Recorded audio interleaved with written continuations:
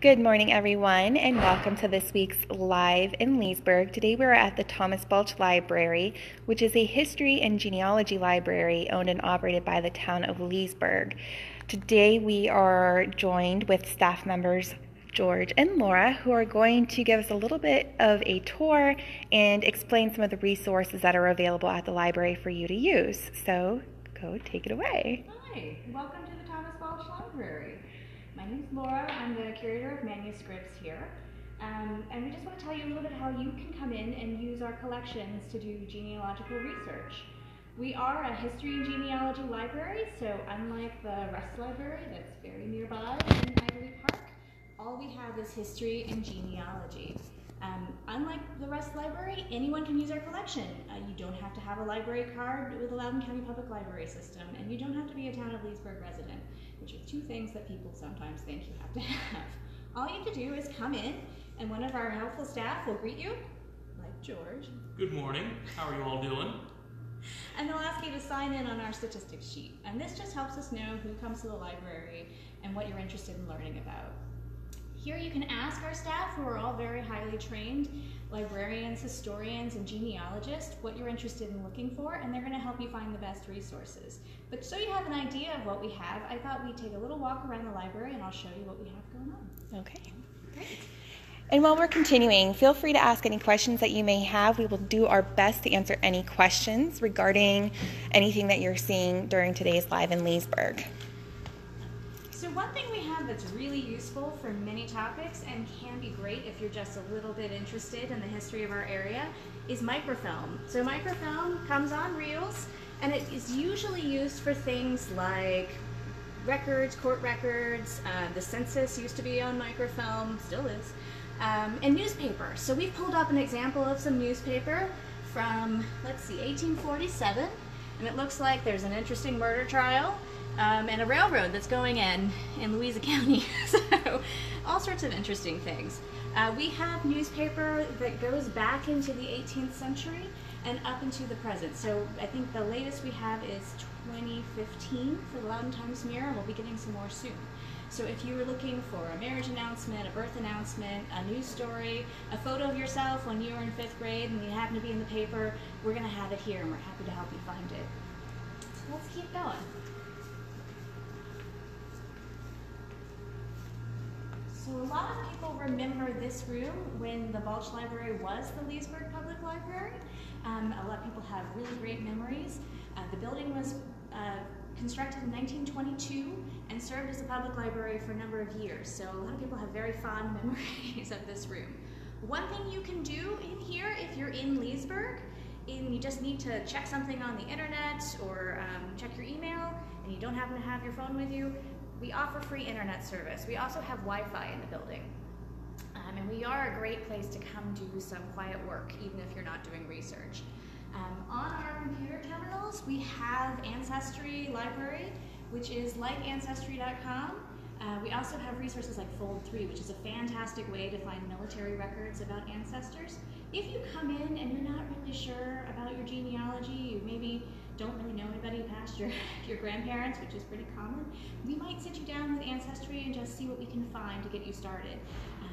If you are interested in an Ancestry subscription of your own and you want to try it before you buy it, we're a great place to do that too.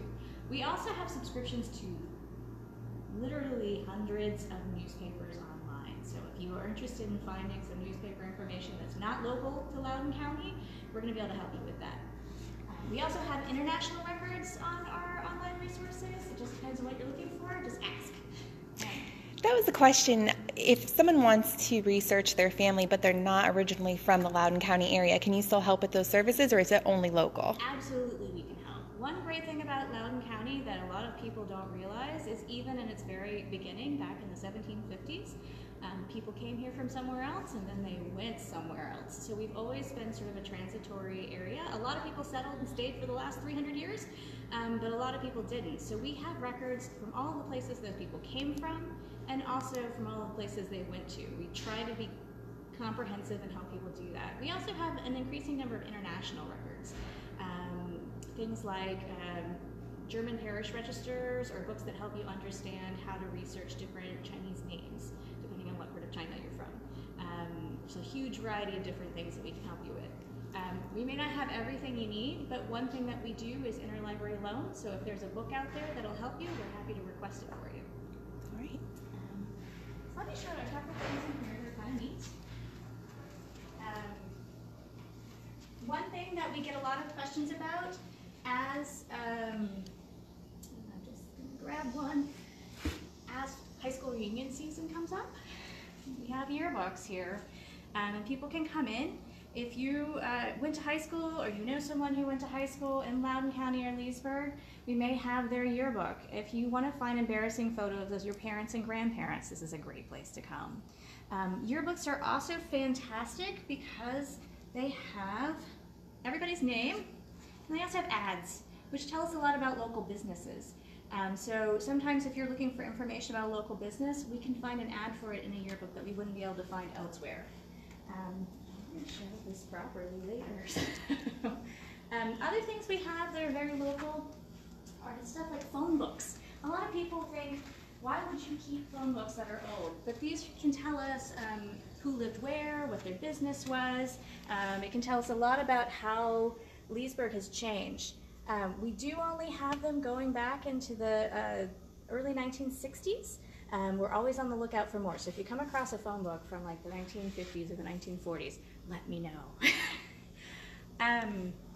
One thing that sets us apart is that you can come in and immediately get in touch with the past. So we have books on our shelves, like this one. It's Washington Irving's Life of George Washington.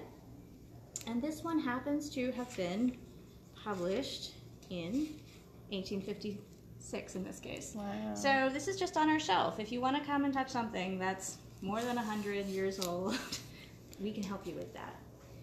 We do have a lot of biographies, both for people who are from Loudoun County and people who are important in the history of Virginia, and also just general figures. If you're interested in learning more about, say, General Marshall, who lived at Dodonna Manor, we have books about that, so we'd be happy to help you with that. Another thing that we have, I'll just talk about right here, that might interest you. As the curator, most of what I do is work with things like this. This is a manuscript item. So this is a diary from 1812. It was written by Samuel B.T. Caldwell, and it's a unique item. So this doesn't exist anywhere outside of the library. Yeah. What's really cool about it is we can open it up, and we can really easily see what he was doing around this time of year. So here are some of his records of what he did day by day in 1812. It looks like he did a lot of reading. Maybe not a lot of stuff to do in March 1812. So exactly where was this piece found? So I'd have to do some research to find out. Most of our records are donated by people in the area who either inherited them through their family or who, sometimes find them in houses. We've recently got a really cool collection of photographs from around the 1920s, 19-teens that somebody just found in a house, which is pretty cool. Okay, great. And I know, too, that some of these materials are very old, and when you see them in places such as museums, they tell you don't take pictures of them, don't touch them, but these are okay to use. So we don't allow photography in our reading rooms because some of the materials we want to make sure that they get reproduced appropriately, but you absolutely can come in anytime and request any of these. What I love about archives in particular is we're here so you can access these materials firsthand. Right. If there's not any sort of preservation issue, we're going to let you see it. All we ask that you do is fill out a call slip, which means you give us your name and your date and your signature, and it's just the date you looked at it, and we'll pull the item out. We may ask that you look at it in a secure area and that you don't use pens. But that's it. Good to know. Yeah, so let's take a look at a couple other things that are more specific to genealogy, especially for people who may not be from around this area. We have a lot of really cool family name histories. So this whole section are histories that people have done about a specific name and following specific lines within that family. And some of them are really, really very detailed and give you all sorts of information, thousands of names that they've researched over the years. And we have the resources that help you do this. So you can build up your family tree. And I'm going to show you a really, really big family tree in a minute that we have. One thing with these materials, a lot of them, we may have the only copy, which is pretty cool. That said, you have to come here to look at them. We don't loan them out.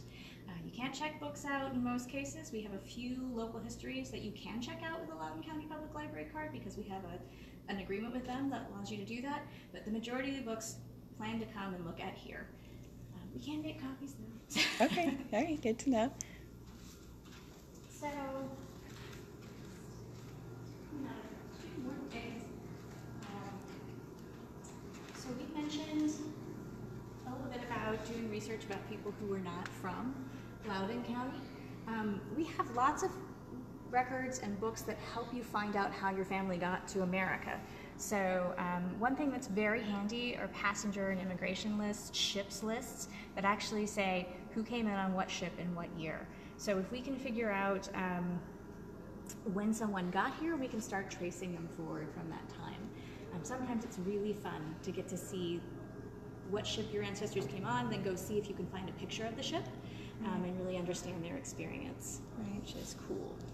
Okay.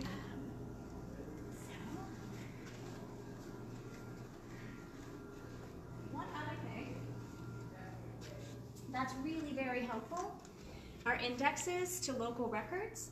So a lot of genealogy involves you looking into any document that might record the who, what, when, where of your ancestor. So anytime that your ancestor did something where they got documented, so when they got married, when they were born, when they died, if they went into court, if they filed a will, if they bought a house, all of those things are recorded. And thanks to the tireless effort of genealogists, many of those records are indexed. So you can really quickly look at an index that's alphabetical, see that your ancestor filed their will in, say, 1750, and then we can go and find that will, which is pretty cool. Loudoun County is really lucky because many of our original records still survive, and you can go from the index to the actual record, which is a really unique experience. Okay, all right, great. So tell me what we have right here. So we were talking a little bit about family trees, and we looked at one that was bound, and it was just a long list of names. This is a really outrageous example of what you can do with all of your family research. So this is the Rust family tree. It's about 20 feet long, all told, and it probably lists, it's well over 1,000 names. Wow. So what's really great about this, and something that we can definitely help with, is each entry not only gives birth and death information if available, but if they could find it, they include details about the lives of the people, which is one thing that I love about the Balch Library. We don't just find the names and dates, but we can tell you what they did in between. Right, absolutely. So one thing that we have a lot of are military records, and George is going to tell you a little bit about finding that information. All right, and for those of you who are just logging on right now, we are live at the Thomas Balch Library, where we are going over some of the different collections and research items that are here and available to the public. So George, go ahead and tell us what you're standing next to. So one of the questions we get asked a lot is, what did my ancestor do during various wars? A lot of people, the DAR is probably the most popular one people are trying to get into, but a lot of military ancestor societies people are trying to join, or they're just generally curious, what did my ancestor do during this major event in American history? So we are a great place to do that, just like everything else with ancestry and genealogy, or just general history if you're curious. So we have the American Revolution and colonial over here, and just kind of general histories if you want to get just general information. But we also have a lot of indexes. So we have officers and men of New Jersey in the Revolutionary War, Virginia soldiers of 1776, pension indexes. We also have information on the War of 1812, indexes to pension files. So if your ancestor's trying to get money out of the government, those are great sources to go looking into and see, do they have a pension file? And online in our library, you can also access Fold 3 for a lot of digitized records pertaining to individual soldiers. And moving along through here, we get to the American Civil War. We have lots of material on the Civil War, and it wraps around the other wall behind me as well. So you have rosters of Confederate soldiers, a lot of local history, general history, histories about specific battles, about specific regiments. A very heavy focus on a lot of the units raised locally, especially in Virginia, but you can come and do anything. If your ancestor was from Maine, we can help you out. If they were from Iowa or Mississippi, we can help you out. We've got so many books, so many indexes, so many records on so many things that we can get you started on your journey through the military resources. That's amazing. Now, even people who aren't necessarily looking into ancestry, students, for example, this would be an ideal place for them to do research? Absolutely. So let's say you're doing a project and you just want a generic Civil War soldier just do a presentation on for your class.